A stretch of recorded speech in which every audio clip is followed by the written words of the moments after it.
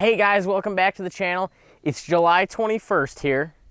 Things are really starting to pick up pace and we're getting closer and closer to season. Now, being in Wisconsin here, season is gonna be opening up here mid-September. And there's a lot of things that need to get done, and there's always ever-changing things going on in the deer woods, especially this time of the year. You know, you've got deer starting to shift into their fall grounds. You've got changes in attractive habitat. You got changes in attractive food sources. And there's a lot of things that, you know, can be taken out of our control and are variables when it comes to hunting whitetail successfully. But there's a lot of things that we can take back control over and use those things to our advantage when it comes to becoming successful in the fall, especially with big bucks. Now, a lot of these things have to do with just being a good hunter in general, but one main thing that you can do, anybody can do this, is you can pre-season scout. Now, everybody talks about post-season scouting. I'm a big proponent of it, understanding what deer are doing during the season, and you can see a lot of that sign that's still relevant from the fall time, just after season in the winter months there. But what does pre-season scouting mean? Now, what I mean by that is going to the land that you're gonna be hunting. Now, we're not concerned about necessarily spooking off deer at this time of the year because we have a little bit of a buffer time before a lot of those bucks are going to be breaking off the bachelor herds and settling down on the properties that we are going to be hunting. If it's a fall geared property, a good fall habitat property, highly attractive in the cooler seasons. But there's some things that we can do to predict movement. Some things that we can understand that, okay, this is probably going to be a hot spot this fall. Not necessarily a guaranteed, but it's a highly predictable movement. Now, one of the things that I look for is apple trees or fruit trees in general. Where are the good producing fruit trees? Are there some trees that were producing last year that don't really have a very good crop this year? Making mental note of this stuff, even jotting it down. Does this tree have acorns? Does this tree have apples? Knowing where those draws are going to be during the specific times of the year in accordance to that crop that you're paying attention to is going to help you in the long run, because you're understanding, okay, from the end of September or very early season there into early October, that apple tree or those apple trees that have good crops are going to be dropping those apples, and that's going to be an attractive food source. So you can understand when deer are going to be in specific locations if you go ahead and analyze some of these things that you can look at right now.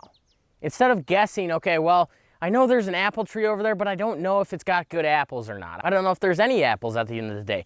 Why don't we just go out there and take a look, grab some binos, take a look, see, okay, there is a good amount of apples on this tree. This is gonna be a high quality attraction during the specific time of the year that those apples are attractive.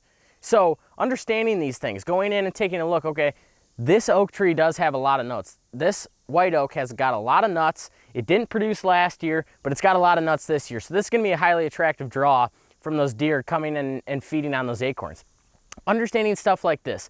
And then at the same time, when I'm summer scouting in the evenings for bachelor groups, I'm also making a mental note of where the different crop fields are, whether that be corn, beans, alfalfa, any changes in ag fields. I'm paying attention to that so I have an idea of when a specific situation arises, I have an idea of, okay, deer are probably going to be shifting towards this food source or that food source, whatever that may be.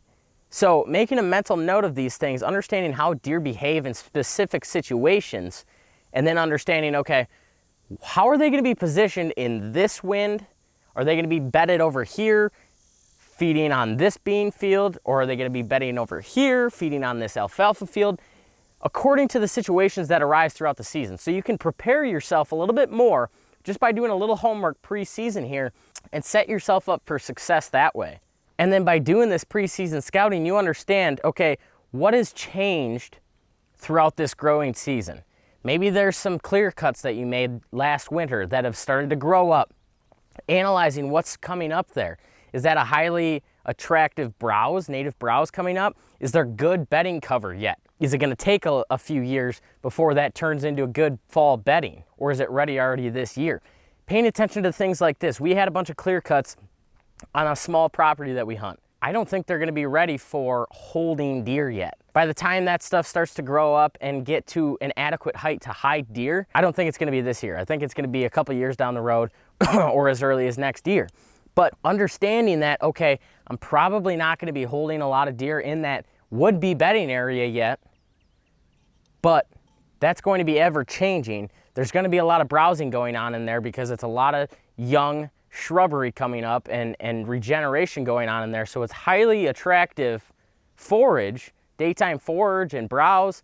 So the deer are gonna be around there, but they're probably not gonna be bedding in there because it's not quite big enough and it can't quite conceal them the way I think they would like to. So understanding different things like that, understanding where good high quality fall bedding is, where's a good high quality food source during specific times of the year, understanding how that correlates, and then what's the wind doing? What's a good wind that's optimal for a deer to be bedding in that area, and then transition to whichever food source, whichever ag field is in correlation with that wind direction that's highly attractive at that time.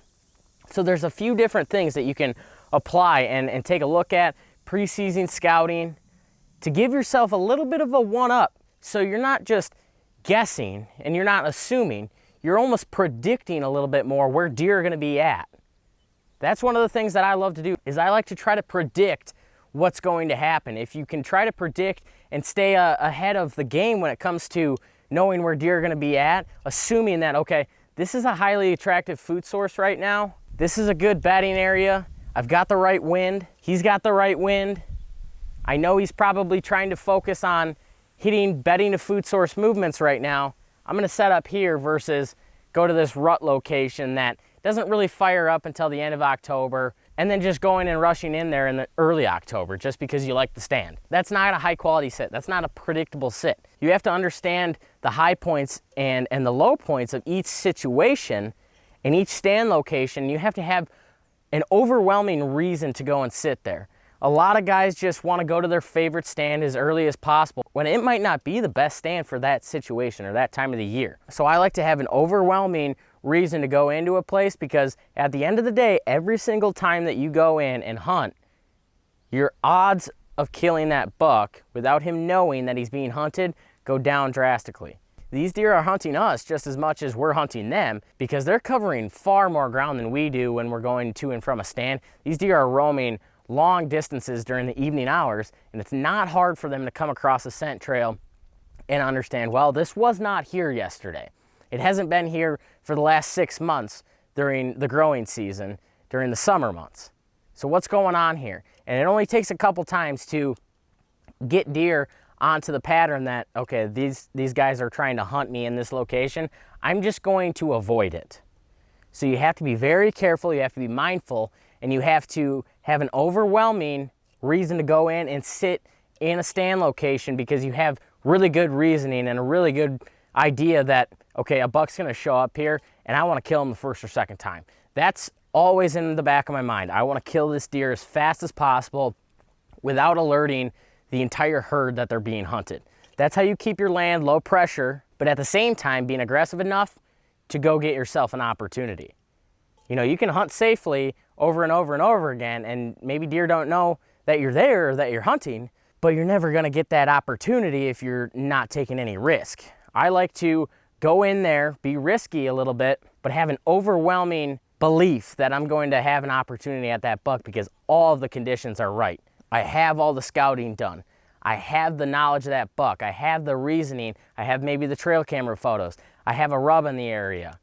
I know that deer's traveling through here on this wind. He's bedding here, or he's very likely to bed here on this wind. He's likely to feed in this food plot or on this ag field on this type of scenario with this wind before dark, because the weather changed, the temperature dropped, I've got the right wind, I can still get in here without blowing him, without blowing other deer. He's got the wind in his favor, but I'm still getting away with it. That's one of those situations that I feel really confident in. It might not be the safest, but like I said, safe and smart isn't always the best. So doing your homework, paying attention before season starts, so you can predict success, predict when these deer are going to be in specific locations.